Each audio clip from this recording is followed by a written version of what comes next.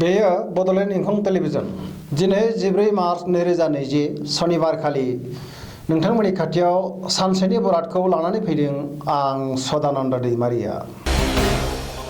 सिगां आं फरायथिनो लादों मेष राशि।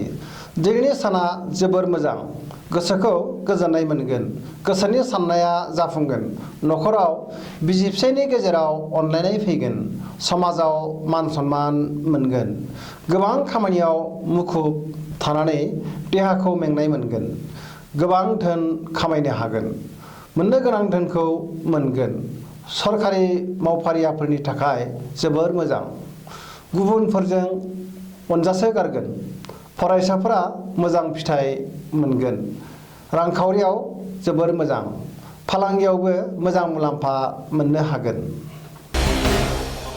वृष राशि।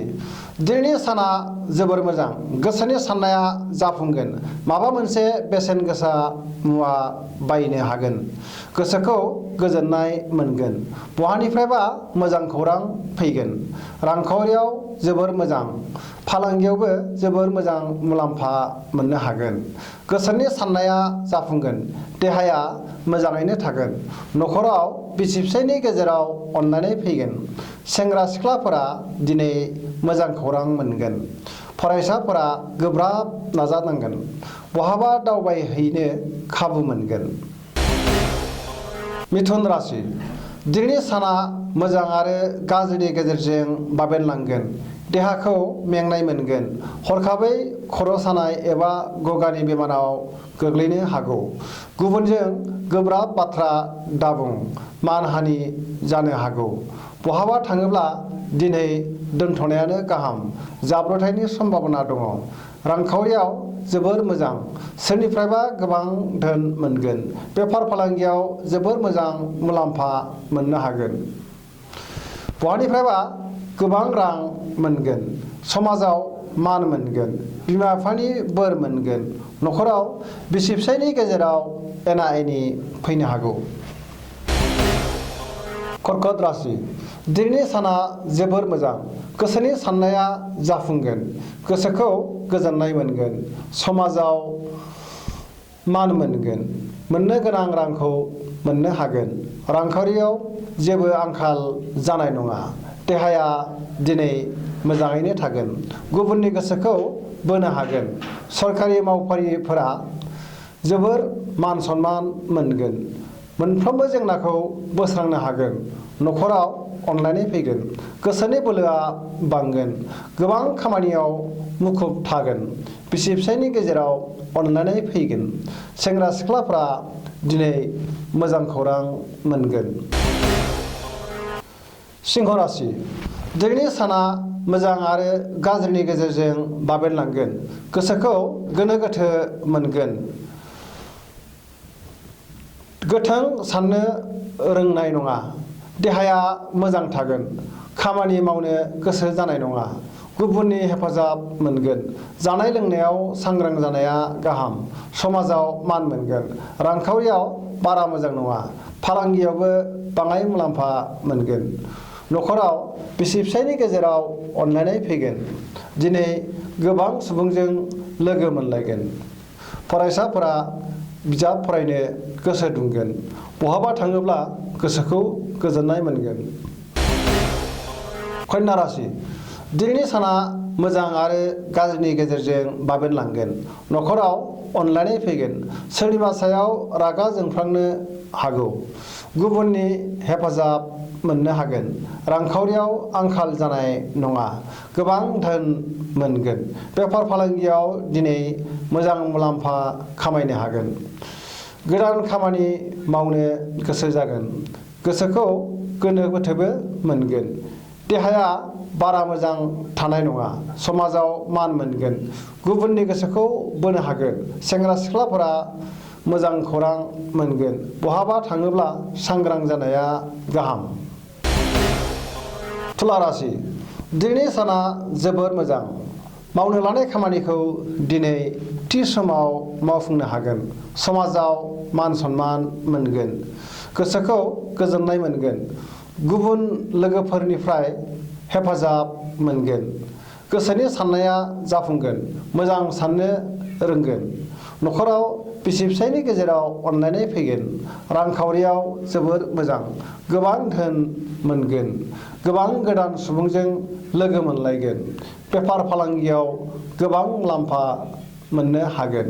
देहाया दिनै मोजाङैनो थागोन। न'खराव बयजोंबो अनजागोन। वृश्चिक राशि, दिनैनि साना जोबोर मोजां, गोसोखौ गोजोननाय मोनगोन।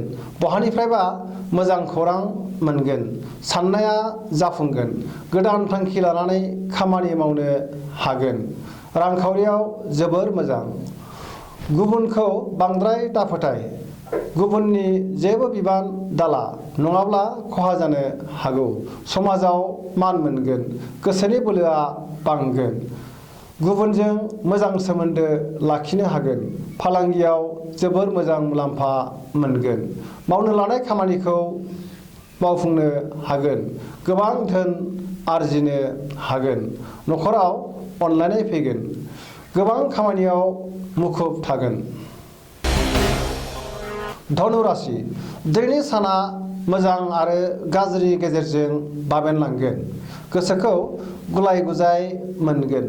मोजां थांखि लानो रोंनाय नङा। गोबां खामानियाव मुखुब थानानै दिनै देहाखौ मेंनाय मोनगोन। आराम थानांगौनि गोनांथि दङ। बहाबा दावबायहैयोब्ला दिनै दोनथ'नायानो गाहाम। जाब्रथायनि सम्भाबना दङ। मालायनि मुवाखौ मोननो लुबैगोन। उल्था आथोनजों रायज्लायनो एबा सोमोन्दो लाखिनो गोसो जागोन। माबा मोनसे खामानिनि थाखाय बिबान मोननो हागौ। न'खराव बिसि फिसायनि गेजेराव अनलायनाय फैगोन। सोरनिफ्रायबा अनसुंथाइ मोनगोन। मकर राशि, दिनैनि साना जोबोर मोजां।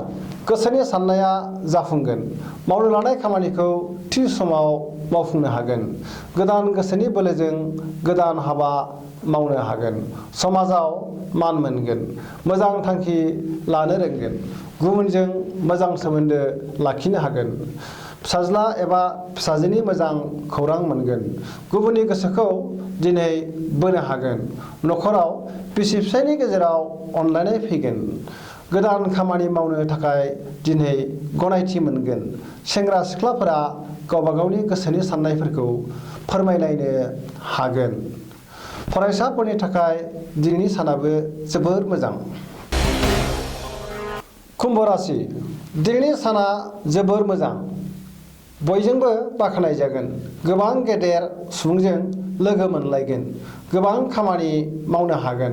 रांखावरियाव जोबोर मोजां। फालांगियावबो मोजां मुलाम्फा मोननो हागोन। समाजाव मान मोनगोन। गुबुनजों मोजां सोमोन्दो लाखिनो हागोन। हरखाबै गोबां धोन मोनगोन। बिदा फंबायनिफ्राय रांखावरिनि हेफाजाब मोनगोन। देहाया मोजां थागोन। फरायसाफोरनि थाखाय जोबोर मोजां।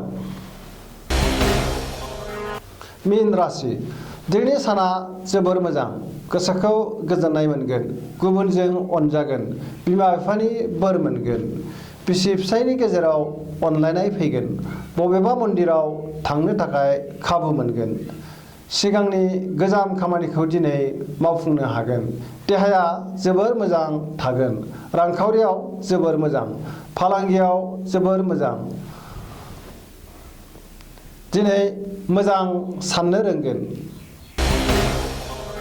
दिनैनि राशि फरायथिनाया एसेनोसै। जोबनायाव बेखौनो आं खावलायनो लुबैयो, जाहाथे नोंथांमोना सानफ्रामबो जोंनि बे बड'लेण्ड इंखं टेलिभिजनखौ नायबाय थायो आरो साबस्क्राइब खालामो। लोगोसे गावबा गावनि सानसेनि बरादखौ मोनथिनानै लायो। एसेनोसै, गोजोन्थों।